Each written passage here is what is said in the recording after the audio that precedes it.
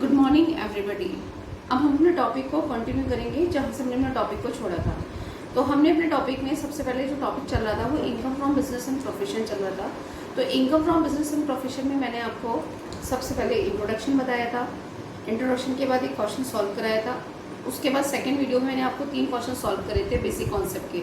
Basic concept का मतलब वहाँ सिंपल तरीके से हमारे पास प्रॉफिट एंड लॉस अकाउंट होता था और प्रॉफिट एंड लॉस अकाउंट से हम लोग किस तरीके से अपने बिजनेस की इनकम को कैलकुलेट करते थे वो मैंने आपको कैलकुलेट करना सिखाया। लेकिन अब जो हमारा टॉपिक है आज वो है एडिशनल इन्फॉर्मेशन का, कि हमारे बिजनेस के क्वेश्चन में एडिशनल इन्फॉर्मेशन भी गिवन होगी, यानी प्रॉफिट एंड लॉस अकाउंट की फॉर्म में हमारे क्वेश्चन होता है। तो उस प्रॉफिट एंड लॉस अकाउंट के साथ साथ हमें एडिशनल इन्फॉर्मेशन भी होगी। उस एडिशनल इन्फॉर्मेशन का यूज़ करके हम लोग अपने बिजनेस की इनकम को किस तरीके से कैलकुलेट करेंगे वो मैं आज आपको एक्सप्लेन करने जा रही हूँ। ठीक है, तो अब मैं आज आपकी बुक के आप सबके पास बुक है, मैं एक आपको भी पीडीएफ भी भेजूंगी इस पूरी एक्सरसाइज की, कि अगर किसी के पास बुक नहीं है तो वो चलो आपने एक्सरसाइज पीडीएफ के जरिए एक्सरसाइज देख लेगा कि मैं कौन सा आपकी बुक का कौन सा क्वेश्चन नंबर सॉल्व करा रही हूँ। तो मैं आज जो क्वेश्चन आपको सॉल्व कराऊंगी वो 4th होगा, एक 7th है और एक 8th क्वेश्चन है। तीनों एडिशनल इन्फॉर्मेशन के क्वेश्चन है। तो मैं क्वेश्चन नंबर 4th पर आ रही हूँ। क्वेश्चन नंबर 4th मैं एक्सप्लेन कर रही हूँ। On the basis of trading and P&L account of mister Harish, calculate his income from business for the assessment year 2019 and 20। ये आपको एक प्रॉफिट एंड लॉस अकाउंट दे रखा है। ये प्रॉफिट एंड लॉस अकाउंट की डेबिट साइड है, जहाँ मैं आपको इंडिकेट कर रही हूँ। ये हमारी क्रेडिट साइड है। डेबिट साइड में हमारे ऑल एक्सपेंसेस होते हैं और क्रेडिट साइड में हमारी ऑल इनकम होती है। तो हमें ये देखना है कि डेबिट साइड में कौन कौन से हमारे डिसअलाउड एक्सपेंसेस हैं। सैलरी डिसअलाउड एक्सपेंसेस का मतलब क्या होता है, वो एक्सपेंसेस जो बिजनेस के नहीं है और हमने अपने प्रॉफिट एंड लॉस अकाउंट में उन्हें डेबिट साइड में शो कर रखा है। तो सैलरी तो बिजनेस का एक्सपेंसेस है, एडवर्टीजमेंट भी बिजनेस का एक्सपेंसेस है, ऑफिस एक्सपेंसिव भी बिजनेस का एक्सपेंसेस है, इंश्योरेंस एक्सपेंसेस गुड्स लिखा हुआ है, ये भी ऑफिस का है, क्योंकि जब भी हम कोई गुड्स सेल करते हैं तो हम उसका इंश्योरेंस भी कराते हैं, कहीं डिस्ट्रॉय ना हो जाए, आग ना लग जाए, चोरी ना हो जाए।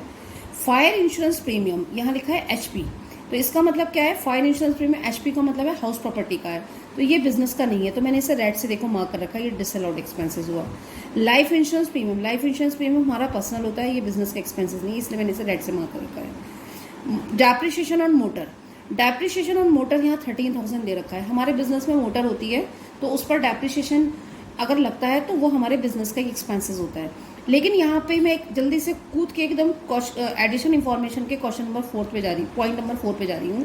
देखो यहाँ लिखा है cost of motor is ₹1 lakh on which depreciation allowed at the rate of 15% per annum. तो यहाँ एडिशनल इन्फॉर्मेशन में कहा है कि मोटर की कॉस्ट 1 लाख है और उस पर 15% का डैप लगेगा। तो 1 लाख का 15% कितना होता है, 1 लाख का 15% होता है 15,000। तो इसका मतलब जो कार पे मोटर पे डैप लगना था वो 15,000 लगना था, लेकिन ऊपर क्वेश्चन में कितना दे रखा है, डेप्रिशिएशन मोटर 13 दे रखा है, तो इसका मतलब ये गलत है, तो इसका मतलब ये डिसअलाउड हो जाएगा। मैंने इसे रेड से मार्क कर दिया। टैक्स प्रोविजन डिसअलाउड है, आपको पता है टैक्स तो डिसअलाउड होता ही है। इंटरटेनमेंट एक्सपेंसेस, बिजनेस में इंटरटेनमेंट एक्सपेंसेस जो है वो बिजनेस का एक्सपेंसेस माना जाता है इनकम टैक्स के रूल्स एंड रेगुलेशन के अकॉर्डिंग।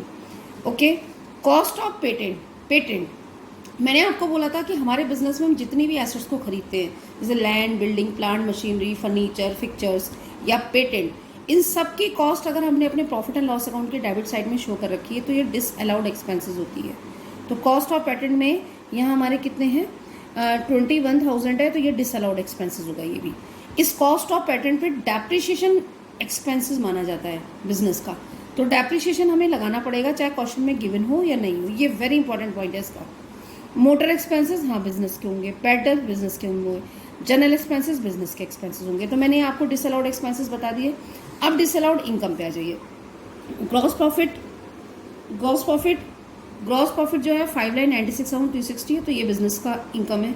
रेंट ऑफ प्रॉपर्टी ये बिजनेस की इनकम नहीं, तो इसमें मैंने डिसअलाउड कर दिया। रिफंड ऑफ इनकम टैक्स ये भी हमारे बिजनेस की इनकम नहीं होती। रिफंड ऑफ इनकम टैक्स क्या होता है, जब हम अपनी इनकम पे टैक्स पेड करते हैं तो कभी कभी हमारी तरफ से ज़्यादा टैक्स पेड हो जाता है, तो इनकम टैक्स डिपार्टमेंट उस टैक्स को क्या कर देता है, रिटर्न कर देता है, तो उसे रिफंड ऑफ इनकम टैक्स बोलते हैं। तो ये डिसअलाउड एक्सपेंसेस है। बैड डेट रिकवरी 7,800 है। तो ये बैड डेट रिकवरी क्या होता है, जैसे प्रीवियस ईयर में, पहले के सालों में, हम जैसे मान लीजिए हमारा ईयर कौन सा चल रहा है, ये 19-20 चल रहा है, तो इनकम हम कौन सी ले रहे हैं, 18-19 की। तो 17-18, 16-17 में हमारे अगर बिजनेस में बैड डेब्ट्स हुए होंगे तो उन बैड डेब्ट्स को हमने अपने बिजनेस का लॉस माना होगा, तभी तो हम उसे प्रॉफिट एंड लॉस अकाउंट के डेबिट साइड में शो करते हैं, जैसे ये बैड डेब दिखा रखा है। तो इस तरीके से अगर हमने उसको बैड डेब माना होगा और फ्यूचर में यानी आज की डेट में वो बैड डेब रिकवर होके आ जाते हैं, जैसे ये रिकवर होके आ गया 7,800, तो ये हमारी बिजनेस की इनकम माना जाता है। ठीक है, लेकिन मैंने इसके आगे रेड मार्क कर रखा है, तो रेड मार्क करने का मतलब क्या है कि कहीं ना कहीं ये डिसअलाउड होगा। तो इसके बारे में भी एडिशनल इन्फॉर्मेशन में एक पॉइंट बोल रखा है। देखो मैं फौरन वहीं पहुंचती हूँ, सी पॉइंट देखो, recovery of bad debts include 6,000 which was not accepted by ITO for deduction इन 1718। कह रहा है कि जो ये बैड डेब रिकवर हुए हैं 7,800 के, जहाँ मैंने अपने पेन से मार्क कर रखा है, नोट करिए 7,800, इनके बारे में ये लाइन लिखी है सी कि बैड डेब रिकवर में 6,000 के ऐसे बैड डेब थे जिन्हें इनकम टैक्स ऑफिसर ने उन्हें क्या नहीं करा था, एक्सेप्ट नहीं करा था डिडक्शन के लिए। डिडक्शन के लिए मतलब इन बैड डेब्ट्स को एज्यूम नहीं करा गया था उस टाइम पे कि ऐसे बैड डेब्ट्स हुए हैं।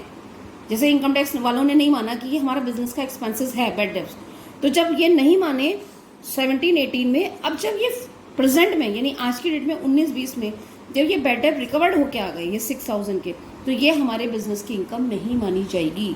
तो ये वेरी इंपॉर्टेंट पॉइंट है क्वेश्चन का कि जो बैड डेब्ट्स को हम पहले अपने बिजनेस का लॉस मानेंगे और वो फ्यूचर में रिकवर होते हैं तो वो बिजनेस की इनकम मानी जाएगी। लेकिन जिन बैड डेब्ट्स को हम लोग जब हुए हैं उन्हें लॉस नहीं मानेंगे, तो करंट में अगर वो इनकम में रिकवर होके आ रहे हैं तो उसे भी बिजनेस की इनकम नहीं मानेंगे। तो ये 7,000 के बैड डेब रिकवर जो है ये डिसअलाउड इनकम होगी, यानी बिजनेस की इनकम नहीं होगी। ओके, अब एडिशनल इंफॉर्मेशन में देखो ए पॉइंट कह रहा है एडवर्टीजमेंट इंक्लूड। देखो ऊपर एडवर्टीजमेंट 45,000 का था, 45,500 का था ये। तो इस 45,500 के अंदर क्या क्या इंक्लूड है? Goods presented to customer 30 article at the rate of 800 each, TV price to customer 2 TV 4,500 पर set, diaries calendar 3,000, balance amount newspaper advertisement. तो कहने का मतलब ये है कि एडवर्टीजमेंट के अंदर ये सब चीज़ें इंक्लूड है। आपको इनमें से कोई ऐसा पॉइंट दिख रहा है जो हम बिजनेस में नहीं करते, बिजनेस में यूज़ नहीं होता, यानी एडवर्टीजमेंट से अलग है? ऐसा कोई भी पॉइंट नहीं है। हम अपने कस्टमर को प्रेजेंट भी देते हैं, हम अपने कस्टमर को प्राइस भी देते हैं, हम डायरीज और कैलेंडर भी देते हैं, हम एडवर्टीजमेंट होल्डिंग में पैम्पलेट में भी पैसे लगाते हैं। तो ये जो एडवर्टीजमेंट की डिटेल दे रखी है इसमें सारे के सारे एक्सपेंसेस हमारे बिजनेस से रिलेटेड है। तो एडवर्टीजमेंट यहाँ पे कोई गलत नहीं है, एडवर्टीजमेंट हमारा बिजनेस का एक्सपेंसेस है और उसके अंदर सब बिजनेस से रिलेटेड ही एक्सपेंसेस है। तो इस पॉइंट का कुछ नहीं होगा, ये बिल्कुल सही है हमारा। आपसे पूछना चाह रहा था कि ये बिजनेस के अंदर ये सब इंक्लूड है, तो ये सही है या गलत है? तो ये सही है। सैलरी पेड टू 1 एम्प्लॉय, अब ये सैलरी 1 लाख रुपए की पेड हुई थी, अब ये एक बंदे को दी जाए, एक पर्सन को, एक एम्प्लॉय को दी जाए या सबको दी जाए, इससे कोई इफेक्ट नहीं पड़ता। सी पॉइंट में एक्सप्लेन कर चुकी हूँ, recovery of bad डेब include 6,000 which was not accepted by ITO। तो इनकम टैक्स डिपार्टमेंट ने इन 6,000 को पहले बिजनेस का लॉस नहीं माना था, अब ये प्रेजेंट में अगर रिकवर होकर आए हैं तो ये डिसअलाउड इनकम होंगे 6,000 के। कॉस्ट ऑफ मोटर 1 लाख की थी, उस पर 15% डैप अभी हम लगाएंगे। ओके, तो ये सब हमारा हो गया। अब मैं क्वेश्चन को सॉल्व कर रही हूँ। क्वेश्चन नंबर 4, सबसे पहले computation of taxable income from business and profession for the assessment year 2019-20, particular amount. Okay, सबसे पहले हम प्रॉफिट एंड लॉस अकाउंट में से, जो बुक में प्रॉफिट एंड लॉस अकाउंट दे रखा है, इससे नेट प्रॉफिट उठाएंगे। नेट प्रॉफिट एज पर P&L अकाउंट 3,04,060 होगी। ओके, अब इसके बाद सारे के सारे डिसअलाउड एक्सपेंसेस लेंगे जो भी मैंने आपको बताया क्वेश्चन में। फायर इंश्योरेंस प्रीमियम HP का दे रखा था, ऑफ प्रॉपर्टी का, ये डिसअलाउड है। लाइफ इंश्योरेंस प्रीमियम 30,000, ये हमारा पर्सनल एक्सपेंसेस है, बिजनेस का नहीं है। डिसअलाउड एक्सपेंसेस क्या है? वो एक्सपेंसेस जो बिजनेस के नहीं होते, इनकम टैक्स के रूल्स एंड रेगुलेशन के अकॉर्डिंग। उसके बाद है डेप्रिसिएशन ऑफ मोटर, ये डिसअलाउड एक्सपेंसेस है। क्यों? क्योंकि डेप्रिसिएशन जो लग रहा था वो 1 लाख पर 15% लग रहा था, तो 1 लाख में 15% का मतलब है 15,000 हमारा बिजनेस का एक्सपेंसेस होगा, तो ये 13,000 हमारा गलत है। ठीक है, टैक्स प्रोविजन 1,000 दे रखे थे। कॉस्ट ऑफ पेटेंट, ये भी वेरी इंपॉर्टेंट पॉइंट है ये वाला ही। जब भी हम कोई एसेट्स खरीदते हैं, लैंड, बिल्डिंग, प्लांट, मशीनरी, उसकी कॉस्ट अगर प्रॉफिट एंड लॉस अकाउंट की डेबिट साइड में लिखी है तो वो डिसअलाउड एक्सपेंसेस होती है, लेकिन इस पर डैप लगेगा, भले ही क्वेश्चन में कहा हो या नहीं कहा हो। तो नीचे अलाउड एक्सपेंसेस है, अलाउड एक्सपेंस का मतलब जो बिजनेस के एक्सपेंसेस हैं, तो उस पर डैप लगेगा। तो इन सबको मैंने यहाँ लिखा, इनका टोटल यहाँ करा, 3,04,060 में इनको ऐड कर लिया तो 3,72,460 आ गया। अब at this allowed income, disallowed income का मतलब क्या होता है, वो इनकम जो बिजनेस से रिलेटेड इनकम नहीं है। तो वो कौन कौन सी थी, मैंने भी बताई।